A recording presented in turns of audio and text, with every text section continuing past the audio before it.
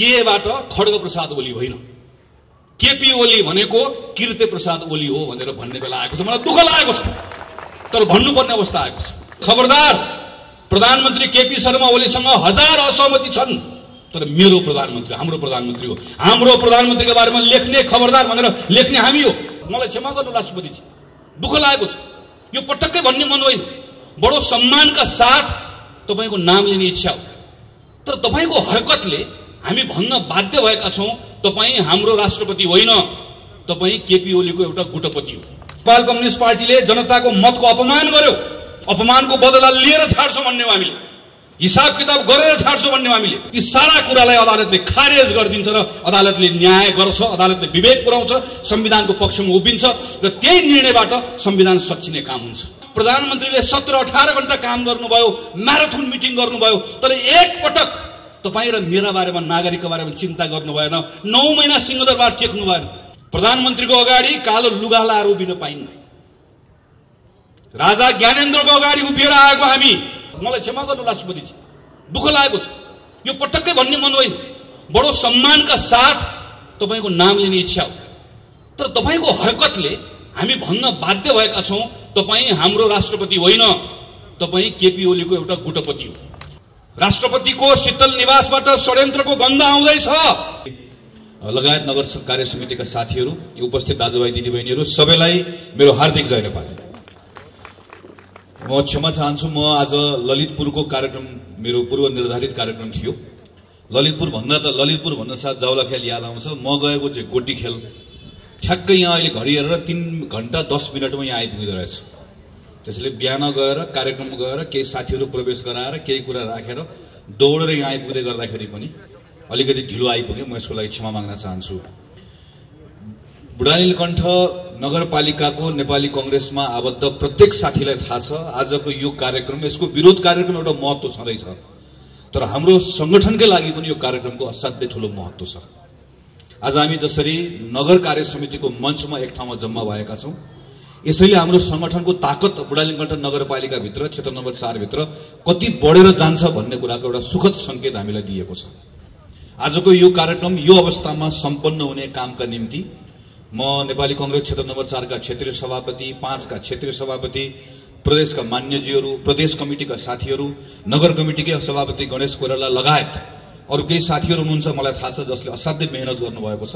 म त्यो मेहनत गर्ने साथीहरू, नगर समितिका साथीहरूलाई प्रति पनि ठूलो सम्मान प्रकट गर्न चाहन्छु र जुन एउटा एकताको भावना, संगठित भएर जाने कुरा, जुन एउटा सुखद प्रारम्भ भएको छ, यसलाई हामी सबैले यसमा बल पुर्याउँछौं। हाम्रो संगठनको ताकत हामी अझै बढाएर लिएर जान्छौं। यो संकल्प गर्ने आजको कार्यक्रम पनि हो। आज हामी 753 वटा पालिकामा यसरी बाहिर आएका छौं, 4 तारे झण्डा बोकेर। हामी बाहिर किन आएका? 2074 साल मंसिर 21 गतेको निर्वाचनबाट एउटा परिणाम आयो। 5 वर्षका निम्ति नेपाल कम्युनिस्ट पार्टीले गाडी हाँक्ने मौका पायो। नेपाली कांग्रेसलाई भनियो तिमीहरू गाडीको सिटभित्र पछाडिपट्टि गएर बस, हामी थपक्क गएर बस्यौं।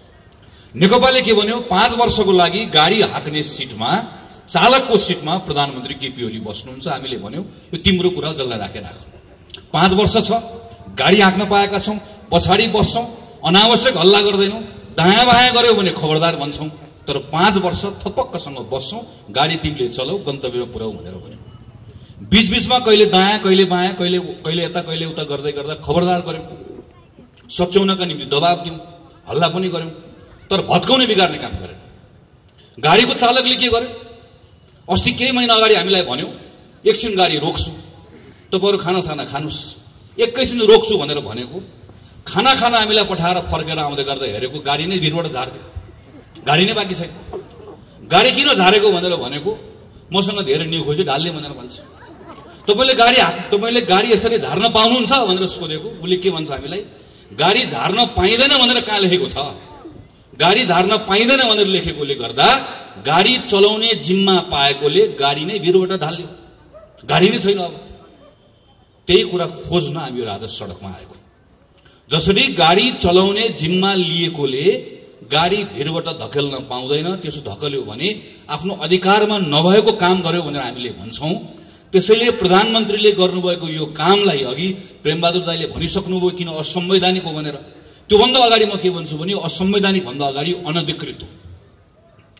बहुमत पाएको प्रधानमन्त्रीले संसद विघटन गर्न पाउने कुरालाई हाम्रो संविधानले चिन्दै गाडी धकल्दिएको भनेको जस्तै नेपाली कांग्रेसको क्षेत्रीय सभापति राजु श्रेष्ठले गणेश कोइरालालाई तपाई नगर समितिको सभापति होइन भनेर भन्नुभयो वा जिल्ला सभापति सबुज वानियाले भन्नुभयो भने वा कसैलाई पार्टीभित्र भन्यो भने त्यो बेलामा हामी के भन्न सक्छौं विधानमा लेखेको छैन विधानमा भएन भनेर भन्न सक्छौं वा विधानमा छ भनेर भन्न सक्छौं हामी विधानको छलफल गर्छौं तर नेपाली कांग्रेसको क्षेत्रीय सभापति राजु श्रेष्ठले नेपाल कम्युनिस्ट पार्टीको नगर कार्य समितिको सभापति रविनजीलाई निकाल्दिनु भयो भने रविनजी कुन चाहिँ विधान लिएर आउनुहुन्छ के भन्नुहुन्छ भने मलाई कांग्रेसको सभापतिले निकाल्नुभयो भनेर विधान भन्नुहुन्छ त्यो बेलामा उहाँले के भन्नुहुन्छ तपाईको अधिकार क्षेत्रको विषय नै होइन यो अनधिकृत काम हो भनेर भन्नुहुन्छ प्रधानमन्त्री केपी शर्मा ओलीले गरेको ठ्याक्कै त्यही हो प्रधानमन्त्री केपी बहुमत प्राप्त प्रधानमन्त्रीले संसद विघटन गर्न पाउने कुरालाई हाम्रो संविधानले चिन्दै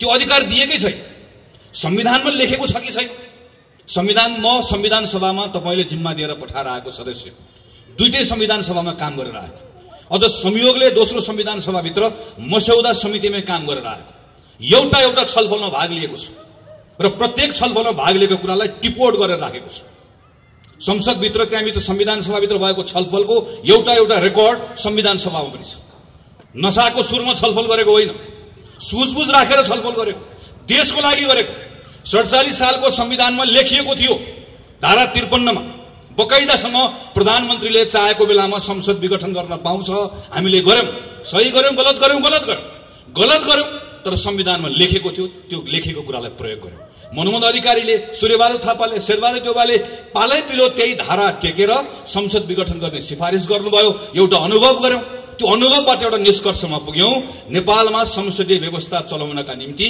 केही विशिष्ट प्रावधान राख्नुपर्छ पार्टी आउँछ बहुमत ल्याउँछ पार्टीमा झगडा हुन्छ र बहुमत प्राप्त गरेको प्रधानमन्त्रीले पार्टीको झगडाको भारी संसदलाई बोकाइदिन्छ त्यसैले पार्टीको झगडाको छाया संसदमा पर्नु त्यसकारणले गर्दा संसदलाई अलग्ग जोगाउनु पर्छ त्यसका निम्ति एकातिर बहुमत प्राप्त गरेको प्रधानमन्त्रीलाई 2 वर्ष छुन नपाउने व्यवस्था पनि संविधानमा लेखौं बहुमत प्राप्त गरेको प्रधानमन्त्रीले संसद भंग गर्न नपाउने कुरा पनि संविधानमा लेखौं भनेर लामो छलफल गरेर विद्यादेवी भण्डारी केपी शर्मा ओली पुष्पकमल दाहाल शेरबहादुर देउवा सबैजना भएको संविधान सभाले बनाएको संविधान हो यो कुनै अलमलै छैन यो जानेर लेखेको लामो छलफल गरेर लेखेको यत्रो कुरा लेख्दै पनि यत्रो कुरा सबै प्रष्ट हुँदै पनि यदि यो संविधान सभाले बनाएको संविधानमा युगमा नलेखेको कुरा सदर गरिन्छ भने त्यो बेलामा संविधानमा एउटा धारा थप्दिए हुन्छ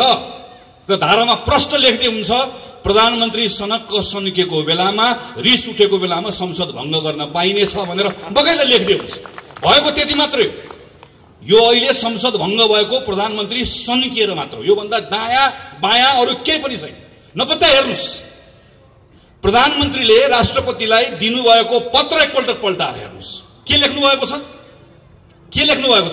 उहाँ भन्नुहुन्छ 2/3 बहुमत नभएकोले 2/3 बहुमत चाहिने भएकोले यो संसद भंग गरेको छु लेख्नुभएको के होला 2/3 बहुमत किन रे मलाई संविधान संशोधन गर्नु परेकोले 2/3 बहुमत चाहियो म कमरेड केपी ओलीलाई यही मञ्चबाट प्रश्न गर्छु यही मञ्चबाट मेरो प्रश्न छ नागरिकको प्रश्न हो तपाईले बताउनु पर्छ तपाईले 2/3 बहुमत प्राप्त गर्नु भयो भने संविधानको कुन चाहिँ धारा संशोधन गर्न खोज्नु भएको बताउनु पर्छ म भन्छु तपाईले कुन चाहिँ धारा संशोधन गर्न खोज्नु भएको कालो टोपी लगाएर जुलुसमा आउन पाइन्न अहिले जहाँ प्रधानमन्त्री हुनुहुन्छ प्रधानमन्त्रीको अगाडि कालो लुगा लाएर उभिन पाइन्न राजा ज्ञानेन्द्रको अगाडि उभिएर आएको हामी आज संविधानमा संशोधन गर्न प्रधानमन्त्रीले चाहनु भएको कुरा हाम्रो बोल्न पाउने हिड्न पाउने लेख्न पाउने हाम्रो अभिव्यक्ति राख्न पाउने हाम्रो फरक मत राख्न पाउने हाम्रो अधिकारलाई यो राजाले जसरी खोसे त्यही कुरा संशोधन गर्नका निम्ति प्रधानमन्त्री 2/3 बहुमतको खोजी गर्दै हुनुहुन्छ होइन भने 2/3 बहुमत नभएर संसद भंग गर्छु मलाई 2/3 बहुमत चाहियो भनेको केको लागि संविधानमा कुन चाहिँ धारा संशोधन गर्न खोजेको प्रधानमन्त्रीले पत्रमा लेख्नुभयो मैले नक्सा बनाए त्यो नक्साभित्र भएको भूभाग ल्याउनका निम्ति मलाई 2/3 बहुमत चाहिएको छ देशभक्त नेपालीहरूको देशभक्तिको अपमान गर्ने। तपाईको प्रतिनिधि भएर गएको संसदमा एउटा रेकर्ड पल्टाएर हेरियोस्, संसदभित्र बोलेको कुरा हेरियोस्, संसदको समितिमा बोलेको कुरा हेरियोस्। प्रेसमा नक्सा छापेर कोही ठुलो हुँदैन भनेर प्रधानमन्त्रीले भन्दै गर्दा यही नेपाली कांग्रेस हो सबैभन्दा पहिला वक्तव्य निकालेर प्रधानमन्त्रीले आग्रह गर्ने, आग्रह मात्र होइन दबाब दिने। म नेपाली कांग्रेस मात्र भन्दिन, नेपाल कम्युनिस्ट पार्टी पनि हो, मधेसको पार्टी पनि हो। संसदभित्रको एउटा सांसद बाहेक सब सांसद एक ठाउँमा उभिएको, भोलि पनि उभिन्छ।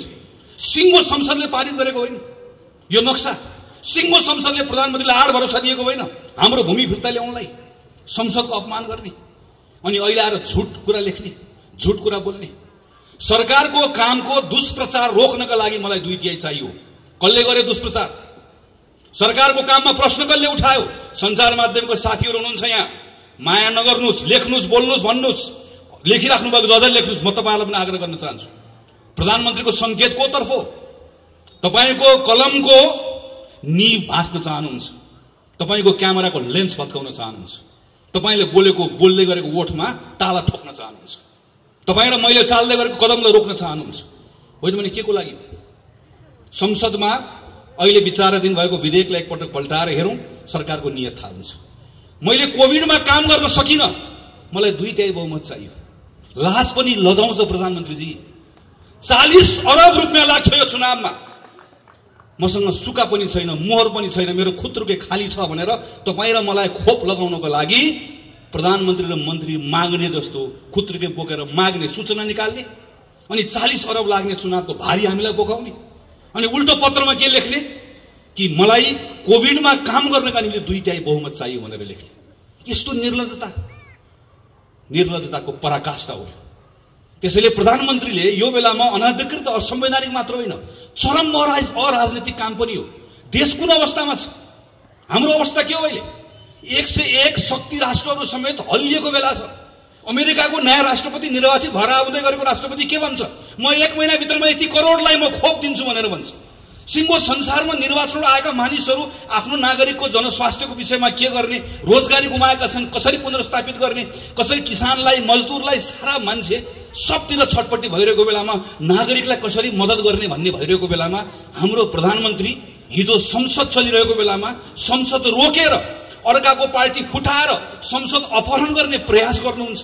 मैले गनेर राखेको थिएँ 28-29 दिनसम्म प्रधानमन्त्रीले 17-18 घण्टा काम गर्नुभयो, म्याराथन मिटिङ गर्नुभयो, तर एक पटक तपाईँ र मेरा बारेमा, नागरिकको बारेमा चिन्ता गर्नु भएन। 9 महिना सिंहदरबार टेक्नु भएन। र आज सारा देशभरिका जनता रोग भोग शोकको बेलामा डुबेको बेलामा, यिनका बारेमा सोच्नु पर्ने बेलामा हाम्रो काँधमा यो बेलामा सांसदहरू सबै त्यो जिम्मेवारी बोकेर हिँड्नुपर्ने बेलामा हामीलाई हाम्रो शिरमा आएर निर्वाचन थोपर्नु भएको छ र भन्नुहुन्छ मलाई 2/3 बहुमत चाहिएको छ। असंवैधानिक पनि छ, अनधिकृत पनि छ, अराजनीतिक पनि छ। यति मात्र छैन, यो किर्ते पनि छ। हामीले हिजो मात्र अदालतको बहस हेर्यौं, सुन्यौं। संवैधानिक परिषदको सिफारिस गर्दै गर्दा किर्ते गरिएको कुरा त हामीलाई राम्रोसँग थाहा भएकै थियो, तर हिजो अदालतमा केही नयाँ कुराहरू सार्वजनिक भएको छ। पुस 5 गते प्रतिनिधि सभाको विघटन गर्दै गर्दा संविधानको धारा उल्लेख नगरिकन पत्र पठाइएको छ, फेरि अर्को पत्र पठाइएको छ, अदालतमा गएर पत्र फिर्ता ल्याइएको छ। अहिले त्यसलाई ढाकछोप गर्ने कुरा कोसिस गरिएको छ। ढाँटेको कुरा काट्टे पनि मिल्दैन भनेको यही हो। मैले त भनेको छु, अब क्षमा गर्नुहोला प्रधानमन्त्रीजी, तपाईको बारेमा यस्तो टिप्पणी गर्दै गर्दा मलाई यो क्षुद्र टिप्पणी जस्तो लागेको छ, तर म गर्न बाध्य छु। तपाईको यो किर्ते काम देखेपछि मैले भन्नुपर्ने भएको छ, तपाईको नाम बदलिदिनुस्। अब केबाट खड्ग प्रसाद ओली होइन, केपी ओली भनेको किर्ते प्रसाद ओली हो भनेर भन्ने बेला आएको छ। मलाई दुःख लागेको छ, तर भन्नुपर्ने अवस्था आएको छ। प्रधानमन्त्रीले यो तहको किर्ते गर्छ, अदालतसँग गएर, राष्ट्रपतिको कार्यालयमा गएर। अनि म अचम्म पर्छु, प्रधानमन्त्रीको वरिपरि हिँड्ने मानिस हाम्रै नगरपालिकाको पनि हुनुहुन्छ साथीहरू। प्रधानमन्त्रीको वरिपरि तपाईँ भन्नुपर्ने, तपाईँ नाङ्गै हुनुहुन्छ प्रधानमन्त्रीजी भन्नुपर्ने, कुरी भन्नुपर्ने बेलामा वाह वाह भनेको छ, ताली बजाएको छ, उचालेको छ, उकासेको छ, हाँसेको छ, थप्पडी बजाएको छ। अलिकति अप्ठ्यारो लाग्दैन? विवेक छैन? भोलि जवाफ दिनु पर्दैन? म आज सुभाष नेमाको सुन्दै थिएँ, मैले कसको नाम बिर्सेर भन्दै हुनुहुन्थ्यो। नाम होइन कमरेड, तपाईँले संविधानै बिर्सनु, तपाईले आफ्नो जिम्मेवारी नै बिर्सनुभयो, तपाईले आफ्नो हैसियत नै बिर्सनुभयो। सुभाष नेमाङलाई थोरै पनि अप्ठ्यारो लाग्दैन। अहिले पनि आज पनि उभिएर आज पनि कुन चाहिँ हलमा कहाँ गएर बोल्दै हुनु त मैले बाटोमा आएर हेर्दै थिएँ। यो संविधान सम्मत छ भनेर भन्न सक्नुहुन्न, अहिले पनि भन्ने आँट छैन। तर पनि आएर यो बेलामा आएर प्रधानमन्त्रीले गलत गरे पनि भन्न सक्नुहुन्न। यस्तो सबै म यसो हेर्छु वरिपरि बसेको मानिसहरू, प्रधानमन्त्रीको टोली, प्रधानमन्त्री त हुनुभयो उहाँको केपी ओली र ओलीको टोली। हाम्रो समस्या यहाँ हो। ओली र ओलीको टोली सँगसँगै अर्को ठुलो समस्या भनेको राष्ट्रपति हुनु। राष्ट्रपतिजी, मैले अस्ति पनि भने कार्यक्रममा, प्रथम नागरिक, हाम्रो 12 आमाभन्दा पनि माथि। राष्ट्रपतिको निवास भनेको शीतल निवासको वरिपरि गइसकेपछि श्रद्धाले शिर झुक्नुपर्ने हो। हाम्रो त्यो सद्भाव हुनुपर्ने हो नि। तब हामी सबैको प्रथम हिजो राष्ट्रपति कुनै पार्टीमा आबद्ध हुन्छ, राष्ट्रपति कुनै व्यक्ति कुनै कोहीसँग नजिक हुन्छ, हिजो काहीँ न काहीँ राजनीतिक पृष्ठभूमिबाट आएको हुन्छ। तर एकपटक त्यो ठाउँमा गएर बसिसके पछाडि, त्यो जिम्मेवारी लिइसके पछाडि त हाम्रो प्रथम नागरिक हो नि। वन्स प्रेसिडेन्ट अलवेज प्रेसिडेन्ट भनेर भन्छ। पूर्व राष्ट्रपति हुँदैन। रामवरण यादव पूर्व राष्ट्रपति होइन, राष्ट्रपति रामवरण यादव। एकपटकको राष्ट्रपति सधैँभरि राष्ट्रपति हुन्छ। अमेरिकामा प्रेसिडेन्ट ओबामा भनेको जस्तै, अमेरिकामा प्रेसिडेन्ट क्लिन्टन भनेको जस्तै हामीले पनि त्यस्तै संस्था निर्माण गर्न खोजेको। तर हेर्नुहोस् त, राष्ट्रपतिको पनि नाम बदलिनु पर्ने अवस्था आयो। मलाई क्षमा गर्नु राष्ट्रपतिजी, दुःख लागेको छ। यो पटक्कै भन्ने मन होइन। बडो सम्मानका साथ तपाईँको नाम लिने इच्छा हो। तर तपाईँको हरकतले हामी भन्न बाध्य भएका छौँ, तपाईँ हाम्रो राष्ट्रपति होइन, तपाईँ केपी ओलीको एउटा गुटपति हो। राष्ट्रपति एउटा गुटपतिमा सीमित रहनु भयो। त्यसैले मेरो त तपाईँलाई आग्रह छ, यत्रो धेरै राजनीति गर्ने रहर छ भने छोडिदिनुहोस् न। आउनुहोस् यहाँ तपाईँहरूको कार्यालय छ कतातिर, धुम्मराईतिर एउटा अध्यक्षको कुर्सी खाली छ। 2टा अध्यक्ष हुने पार्टी हो, एउटा अध्यक्ष गइहाल्नु। आउनुहोस्, बस्नुहोस्, नेपाली कम्युनिस्ट पार्टीको अध्यक्ष हुनुहोस्, चलाउनुहोस्। तपाईँकै पार्टी हो। तपाईँ पार्टी चलाउनलाई, तपाईँको गुट चलाउन त्यत्रो आतुरता छ, तपाईँलाई देश चलाउने जिम्मा भन्दा त्यो महत्त्वपूर्ण। आउनुहोस्। तर तपाईँले सक्नु भएन। तपाईँ हाम्रो राष्ट्रपति हुन सक्नु भएन। राष्ट्रपतिले सम्मान आर्जन गर्ने भनेको त, आस्था भनेको त जित्ने हो नि बाबा। जबरजस्ती गरेर मलाई सम्मान नै भने भनिदिन्छु नि, अगाडि त भनिदिउँला। तर आस्था भनेको त यहाँबाट आउँछ, हृदयबाट आउँछ नि। तपाईँले गुमाउनु भयो।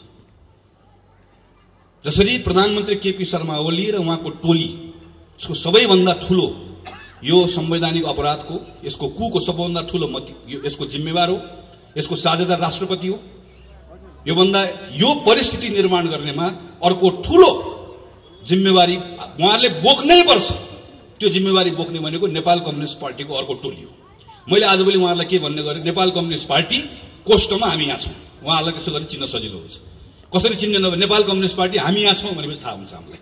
जहाँ अहिले आजभोलि लेखेर राख्नुहुन्छ हामी यहाँ छौँ भनेर। मेरो उहाँहरूलाई धेरै कुरा छैन, मैले खालि उहाँहरूलाई केही कुरा स्मरण गराउने मात्रै हो।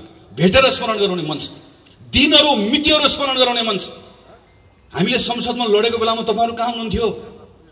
आज राष्ट्रपतिले यो भन्दै गर्दा कति पटक भन्यौ तपाईँको अगाडि संसदमा, त्यो बेलामा तपाईँले के गर्नुभयो? राष्ट्रपतिको शीतल निवासबाट षड्यन्त्रको गन्ध आउँदैछ भन्दै गर्दा तपाईँलाई सत्ताको सुगन्ध मात्रै आयो, कहिले तपाईँलाई गन्ध आएन। तपाईँले त्यो बेलामा तपाईँलाई त्यही तातो लाग्यो, न्यानो लाग्यो। हामीले तपाईँलाई कति पटक भन्यौँ सभामुख मात्रै हुनुहुन्छ, उपसभामुखको चयन गरौँ, संसदको बैठक अवरुद्ध गरौँ। उपसभामुख भएको भए आज संवैधानिक परिषदको अवस्था यो हुँदैन थियो। हामीले तपाईँलाई कति पटक भन्यौँ अदालत नचलाउनुहोस्, अदालत चलाउनु भयो। त्यो भन्दै गर्दा तपाईँ कहाँ हुनुहुन्थ्यो? हामीले तपाईँलाई कति पटक भन्यौँ निर्वाचन आयोगको पवित्रतालाई कायम राखौँ। आज मेरो सूर्य कहाँ गयो भनेर खोज्दै हिँड्नु परेको छ। हामीले हिजो भन्दै गर्दा कहाँ हुनुहुन्थ्यो? तपाईँहरू हुनुहुन्थ्यो कहाँ? तपाईँहरूमध्ये एकजना पाइलट भन्दै प्लेन चलाउने कुरामा मजाले तम्सेर बस्नुभएको थियो। तपाईँहरूमध्ये एकजना मौका परेको बेलामा माओवादीलाई घचेटेर निकाल्ने हो, हामी पूर्व एमाले एक हुने हो कमरेड भनेर मख परेर मजाले तपाईँ घुम्दै हुनुहुन्थ्यो। तपाईँहरूमध्ये एकजना सर्प पाल्दै हुनुहुन्थ्यो। तपाईँहरूमध्ये एकजना चुनाव हारेर पनि झ्यालबाट छिरेर राष्ट्रिय सभाको लोगो लगाएर तपाईँलाई माननीय हुन हतार भएको थियो। तपाईँहरू सबको नाडी छान्नु भएको प्रधानमन्त्रीले, नाडी छामिकन हेपेको। तर तपाईँलाई हेप्दै गर्दा देश पनि हेपियो, चिन्ता यसको कारणले गर्दा। तपाईँका बारेमा धेरै कुरा भन्नु छैन, अहिले समयले हिसाब गर्छ। आजको चिन्ता भनेको हाम्रो संविधानलाई हेपिएको छ, देशलाई हेपिएको छ। हाम्रो चिन्ता यो र संविधानलाई हेपिएको बेलामा, देशलाई हेपिएको बेलामा अरू खुद्रा मसिना कुराको हिसाब किताब पछाडि गरौँला। यो बेलामा प्रधानमन्त्री केपी शर्मा ओलीले गर्नुभएको असंवैधानिक कदमलाई त्यसलाई खारेज गर्ने कुरा नै सबैभन्दा महत्त्वपूर्ण कुरा हो। र यो खारेज गर्ने कुरामा आज सेन्टरमा को छ? अदालत छ। हामी सबै एउटा विश्वासको आँखको साथमा अदालततर्फ हेरिरहेका छौँ। अदालतले न्याय गर्नुपर्छ, अदालतले विवेक पुर्याउनुपर्छ। अदालतमाथि पनि थुप्रै प्रश्नहरू उठेका छन्। ती सबै प्रश्नहरू हामी सडकबाट खारेज गर्न सक्दैनौँ। अदालतको निर्णयले ती प्रश्नहरू खारेज गरिदियोस् भन्ने हामी चाहन्छौँ। अदालतमा हिजो पार्टीमा आबद्ध भएका मानिसहरू पनि पुगेका छन्, पुग्छन्। म त्यसलाई अनौठो मान्दिनँ। अनौठो मात्र होइन, म त्यसलाई स्वाभाविक मान्छु। प्रेमबहादुर दाइ यहाँ हुनुहुन्छ, आज काङ्ग्रेसको नेता हुनुहुन्छ, मभन्दा पहिलादेखि नेपाली काङ्ग्रेस पार्टीमा लाग्नु भएको वरिष्ठ अधिवक्ता हुनुहुन्छ। तर यो हामी प्रेमबहादुर दाइहरूले सिकेको, हामीलाई सिकाएको कुरा यही हो, जवाफ दिनुपर्छ। पत्र कहाँ गयो? अदालतमा दर्ता भएको पत्र सरकारले कसरी लिएर गयो? दोषीको हो, दोषीलाई दण्ड दिनुपर्छ। होइन भने यसलाई खालि यताउता पन्छाएर मात्रै चित्त बुझ्दैन श्रीमान, चित्त बुझ्दैन। चित्त हाम्रो बुझ्नुपर्छ। न्याय गरे भनेर मात्र हुँदैन, न्याय गरेको देखिनुपर्छ। प्रधानमन्त्रीले त खुल्लम खुल्ला भन्नुभएको छ, मैले अदालत मिलाएको छु भनेर। हामी अदालतको सम्मान रहोस् भन्ने चाहन्छौँ। अदालतलाई हाम्रो संविधानले सर्वोच्च अदालत भनेर मात्र चिन्छ। सम्मानित अदालत त हामीले बनाएको। सम्मान भनेको मैले फेरि भन्छु आर्जन गर्ने हो, जबरजस्ती कहीँबाट सम्मान आउँदैन। त्यो सम्मान नगुमोस्, अदालतको साख नगुमोस्। यदि अदालतको साख गुम्यो भने त्यसपछि हाम्रो अदालतको नाम सर्वोच्च अदालत होइन, सेटिङ अदालत हुन पुग्छ। त्यो नहोस् भन्ने हाम्रो चाहना हो। किनकि विश्वास हो, भरोसा हो। सबैभन्दा बढी अदालतप्रतिको विश्वास र भरोसा हाम्रो छ। त्यस कारणले गर्दा चिन्ता हाम्रो छ। यो चिन्ताले भनेको यो अदालतप्रतिको सम्मान, त्यो सम्मानको कारणले गर्दा भनेको। त्यसैले आदरणीय साथीहरू, आदरणीय अग्रजहरू, यो बेलामा यस कारणले गर्दा नेपाली कांग्रेस सडकमा आएको छ। एउटै प्रश्न बोकेर आएको छ, एउटै विचार बोकेर आएको छ, एउटै मन लिएर आएको छ। कोही अल्मलिनु पर्दैन। पार्टीका नेताहरूले भनेका कुराहरू, तरिकाहरू, आफ्नो शैलीहरू होलान्, शैलीहरू फरक हुन सक्दैन। हाम्रो कुरा एउटै छ, हाम्रो कुरा एउटै छ। र हाम्रो त्यो कुरा भनेको प्रधानमन्त्रीले गर्नुभएको काम असंवैधानिक हो। त्यस कारणले गर्दा आजको दिनमा असंवैधानिक कदम खारेज हुनुपर्छ र संविधानको पुनर्स्थापना हुनुपर्छ। यहाँ त संविधान चलाइएको छ, संसदको पुनर्स्थापना वा निर्वाचन यो त गौण कुरा हो। यहाँ मुख्य कुरा भनेको संविधानको पुनर्स्थापना। संविधान ठिक ट्र्याकमा आइसकेपछि संसद आउँछ, संसद पुनर्स्थापना हुन्छ। पुनर्स्थापित संसदले देशलाई फेरि लाने निर्वाचनमै हो। देश ढिलो चाँडो निर्वाचनमै जान्छ। त्यो निर्वाचनबाट नयाँ जनादेश आउँछ। त्यही नयाँ जनादेशले फेरि सबै कुरालाई ठिकठाक ढङ्गले सम्हाल्छ। तर त्यहाँसम्म पुग्नका निम्ति जाने बाटो ठिक हुनुपर्छ। र त्यो जाने बाटो भनेको विधिको बाटो, प्रक्रियाको बाटो। त्यो विधिको बाटोबाट, प्रक्रियाको बाटोबाट जाँदै गर्दाखेरि यो बेलामा जाने जम्मा एउटा बाटो छ। सर्वोच्च अदालतप्रतिको हाम्रो विश्वास छ, हाम्रो भरोसा छ। प्रधानमन्त्रीले जे कुरा भन्नुभएको भए पनि, बाहिर जे हल्ला चलेको भए तापनि ती सारा कुरालाई अदालतले खारेज गरिदिन्छ र अदालतले न्याय गर्छ, अदालतले विवेक पुर्याउँछ, संविधानको पक्षमा उभिन्छ र त्यही निर्णयबाट संविधान सच्चिने काम हुन्छ। आदरणीय साथीहरू, यो बेलामा कांग्रेस यस कारणले गर्दा पनि अरू बढी चिन्तित हुनु परेको छ। किनकि संविधानमाथि प्रश्नहरू उठ्दै गर्दा संविधानको धाराहरूमा त चलाइएको हुन्न, संविधानप्रतिको विश्वास पनि चलाइएको हुन्छ। 15 सालमा संविधान बन्यो, 17 सालमा राजा महेन्द्रको महत्त्वाकांक्षाले खायो। राजा महेन्द्रले महत्त्वाकांक्षा नराख्नु भएको भए आज हामीसँग 60 वर्षको संसदीय प्रजातन्त्रको इतिहास रहन्थ्यो र आज संवैधानिक राजतन्त्र पनि रहन्थ्यो। केही फरक पर्दैन थियो। हामी संवैधानिक राजतन्त्र भएको, संसदीय प्रजातन्त्र भएको, एउटा परिपक्व हाम्रो राजनीतिक आर्थिक संस्थाहरू भएको, लोकतान्त्रिक संस्थाहरू भएको नेपाल एउटा विकासको अर्को चरणमा पुगिसकेको देश हुन्थ्यो। यो पुस्ताको नेपालीहरू काम खोज्नको लागि कतार, इजरायल जानु पर्दैन थियो। हाम्रो 30औं वर्ष खेर गयो। 46 सालपछि अघि सभापतिले चर्चा गर्नुभयो। म त 48 सालको एसएलसी दिएको मान्छे। 46 सालको आन्दोलनमा त क्लास 9 मा पढ्थेँ। प्रजातन्त्र जिन्दाबाद भन्दै भन्दै बाहरू सबै हामी पनि हिँड्यौँ। सबै कुरा बदलिन्छ भन्ने लाग्यो। गल्ती हामीले पनि गर्यौँ, कमजोरी हामीले पनि गर्यौँ। महामारीको दुस्साहस, यत्रो मानिसहरू मारे अनाथ, दरबारको षड्यन्त्र फेरि गयो 10-15 वर्ष खेर। 65 सालपछि फेरि आयो। यो पनि त 12-13 वर्ष भइसक्यो। 10 वर्ष लाग्यो। राजनीतिक संक्रमणको नाममा एउटा संविधान सभा आयो, भङ्ग भयो, यो भयो, त्यो भयो, बल्ल बल्ल संविधान आयो। अब एउटा मान्छेलाई सनक छोले भत्काइदिने अब, अनि वैशाखपछि के गर्ने अब? संविधानले त बाटो देखाउँदैन। अनि फेरि अर्को एउटा कोर्समा जाने, फेरि एकपटक फेरि प्रजातन्त्र गुमाउने, अनि अलि वर्षपछि अर्को पुस्ता आउने, अनि त्यो बेलामा फेरि हामी सिनियर हुने, त्यो पुस्ताले आएर फेरि उसले आएर फेरि आन्दोलन गर्ने, अनि आन्दोलनबाट फेरि प्रजातन्त्र पुनर्स्थापना हुने, घुमिराख्ने हामी के अगाडि बढ्ने हो? हाम्रा कति विषयहरू छन्, हाम्रा कति मुद्दाहरू छन्, यी तमाम विषयलाई सम्बोधन गरेर अगाडि बढ्ने होइन। त्यस कारणले गर्दा यो संविधान चलाएको कुरालाई सामान्य रूपमा नलिउँ। म खास गरी तन्नेरी साथीहरूलाई आग्रह गर्छु, जेनेरेसनको कुरा हो यो। मैले देखेको छु मेरो आँखा अगाडि मेरो जेनेरेसन जसले योभन्दा फरक ढङ्गबाट सायद योगदान पुर्याउन सक्थ्यो होला, गयो नि हाम्रो 15-20 वर्ष, अर्को जेनेरेसनको जान्छ। नेपाललाई यही अवस्थामा राख्ने हो कि अगाडि लिएर जाने हो? म मात्र होइन, हामी सबै चाहन्छौँ, सायद होइन पक्कै पनि हामी सबै चाहन्छौँ हाम्रो जीवनकालमा हाम्रो देश बदलिएको हेर्न चाहन्छौँ नि। हामी यस्तो परिचय भएको नेपाल चाहन्नौँ नि, यो बदलेको चाहन्छौँ, विकासको अर्को चरणमा पुग्न चाहन्छौँ। यसरी पुगिन्न नि। त्यसैले अहिले जहाँनिर यसलाई रोक्ने प्रयास भएको छ यसबाट बचाउनुपर्छ। हेर्नुहोस्, जब शासकहरू कमजोर हुन्छन् त्यो बेलामा तिनले जनताको भावनासँग खेल्न थाल्छन्, कोही धर्मको नाममा खेल्छन्। हेर्नुहोस् त कहिलेकाहीँ मान्छे त कोही के भनेर आउँछ, जसले हिजो मौका पाएको बेलामा हाम्रो मन्दिरको मूर्ति छाडेन, उसले तपाईँ र मेरो मन्दिर जोगाउँछु भनेर आउँछ, तपाईँ र मेरो धर्म जोगाउँछु भनेर आउँछ।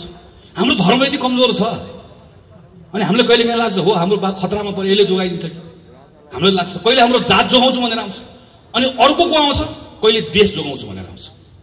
नक्सा बनाएको बेलामा म सम्झन्छु, जब भारतले एकतर्फी नक्सा बनायो हामी सब बोल्यौँ, काङ्ग्रेस कम्युनिस्ट सबै बोल्यौँ। म अहिले पनि प्रधानमन्त्रीलाई आरोप लगाउँदिनँ, प्रधानमन्त्रीले तुरुन्तै नक्सा नबनाउँदै गर्दा सायद देशको प्रधानमन्त्रीले हामीले भन्दा फरक ढङ्गले सोच्नुभयो होला, उहाँले सोच्नु पनि पर्छ। यसलाई हामीले सडकको विषय बनाएनौँ, हामीले उहाँमाथि दबाब दियो, एउटा आधार उहाँलाई दियो, नक्सा बनायो। आज हामी के चाहन्छौँ, नेपालको जोसुकै प्रधानमन्त्री होस्, अब हामी भारतसँग यो विषयका सन्दर्भमा हामी समान सम्बन्धका आधारमा विषयलाई टुङ्ग्याउन चाहन्छौँ। भारतसँग पनि त्यही हो, चीनसँग पनि त्यही हो, अमेरिकासँग पनि त्यही हो। हाम्रो विदेशसँग हुने सबै सम्बन्धहरू समानताका आधारमा हुनुपर्छ र नेपाल यो ठाउँमा एक ढिक्का भएर उभिनुपर्छ भन्ने चाहन्छु। तर हेर्नुहोस् त यो विषयलाई कहिले नक्सा बनाएकोले मलाई मेरो पार्टीबाट निकालिदिन खोज्यो, नक्सा बनाएकोले मलाई प्रधानमन्त्री बदलिदिन खोज्यो, नक्सा बनाएको कारणले गर्दा मलाई घेराबन्दी गरेर अलिकति अप्ठ्यारो लाग्दैन? यसो भन्दै गर्दा प्रश्न गर्नु पर्दैन, प्रत्येकले प्रश्न गर्नुपर्छ। हेर्नुहोस्, यही अस्ति मैले हेरेँ, मलाई छक्क पर्छु कहिलेकाहीँ, यही जी टेलिभिजनको पत्रकार हो जसले हाम्रो प्रधानमन्त्रीलाई चीनको राजदूतसँग जोडेर अश्लील शब्दहरू प्रयोग गरेर समाचार बजाउँदै गर्दा हामी हो संसदमा बोल्ने, हामी हो सामाजिक सञ्जालमा लेख्ने, खबरदार प्रधानमन्त्री केपी शर्मा ओलीसँग 1000 असहमति छन्, तर मेरो प्रधानमन्त्री हाम्रो प्रधानमन्त्री हो, हाम्रो प्रधानमन्त्रीको बारेमा लेख्ने खबरदार भनेर लेख्ने हामी हो। मैले लेखेको भाषामाथि त्यो बेलामा गरेको टिप्पणी मैले पनि सम्झन्छु, यसरी नलेख्नुहोस् पछि अप्ठ्यारो पर्ला भनेर लेखेको सम्झन्छु। मैले मात्र होइन, सयौं साथीले लेखे, पत्रकारले लेखे, सबले लेखे। अनि हिजो मेरो प्रधानमन्त्रीको अपमान गर्ने, मेरो देशको अपमान गर्ने त्यही पत्रकारलाई बोलाएर सेटिङ गरेर अनि बालबटार बोलाएर अन्तर्वार्ता दिने, सबले थपडी बजाउने। अनि त्यही पत्रकार भोलिपल्ट गएर फेरि चाहिँ उसले लगेर सर्वत्र फेरि नाङ्गे बनाइदिने सगरमाथामा गएर, अनि फेरि त्यसपछि बर्बाद गरे भनेर भन्ने। सानो कुरामा हामी उत्तेजनामा आउने, बहकिने, त्यो केले गर्छ? कमजोर भयो भने हुन्छ। हामी कमजोर भयो भने हाम्रो भावनासँग खेल्छ, कसैले धर्मको नाममा खेल्छ, कसैले जातको नाममा खेल्छ। आज हाम्रो परराष्ट्र मन्त्री जानुभएको छ, संसद भङ्ग गरेर जानुभएकोले हाम्रो परराष्ट्र मन्त्रीलाई हेपेको छ। यहाँ ठुल्ठुलो कुरा गरेर भयो पत्रकारसँग, हाम्रो परराष्ट्र मन्त्रीले भारतको प्रधानमन्त्री भेट्न पाउनु भएन, उहाँबाट आएको जासुसले भेट्छ, जासुसले मास्क लगाएर आएर छिरेर भेट्छ हाम्रो प्रधानमन्त्री। यहाँ चीनको जासुसले पनि भेट्छ, भारतको जासुसले पनि भेट्छ। हामीले देखेनौँ, पढेनौँ, सुनेनौँ। तर हाम्रो परराष्ट्र मन्त्री भारत भ्रमणमा जाँदै गर्दा भारतको प्रधानमन्त्रीलाई भेट्ने समय पाउनु भएन। यसो भन्दै गर्दा खुच्चिङ म भन्दिनँ, दुःख लागेको छ र यो कुरालाई हामीले मनमा लिएका छौँ। भोलि हामी यसको हिसाब किताब गर्छौँ, हामी मिलेर गर्छौँ भन्छौँ नि। हामी यसलाई हाम्रो घरभित्रको हाम्रो जनमत निर्माण गर्ने कुरामा प्रयोग गर्दैनौँ, गर्नु पनि हुँदैन। धर्मको कुरा, जातको कुरा, देशको कुरा खेलाची कुरा होइन, र यसलाई मौका पाएको बेलामा अर्काको विरुद्ध प्रयोग गर्ने कुरा पनि होइन। तर यिनै कुराहरूलाई प्रयोग गर्न खोजिएको छ। त्यस कारणले गर्दा बोल्नुपर्छ साथीहरू, भन्नुपर्छ। त्यसैले म तपाईँहरू सबलाई आग्रह गर्छु, कोही अलमलमा रहनु पर्दैन। एउटा ठुलो षड्यन्त्र देशमा, ठुलो षड्यन्त्रमा यसलाई हालिसक्यो, अँध्यारो सुरुङमा हालिसक्यो। मैले त सुनिरहेको छु, प्रहरी चलाउने, सेना चलाउने थुप्रै हरकतहरू अरू केही दिनमा गर्न खोजिँदैछ भन्ने कुराहरू सुनिराखिएको छ। यी सब कुराहरुमा हामीले रोक्नुपर्छ। हामीले अहिले बोलेनौं भने पछि इतिहासले हामीलाई सराप्नेछ।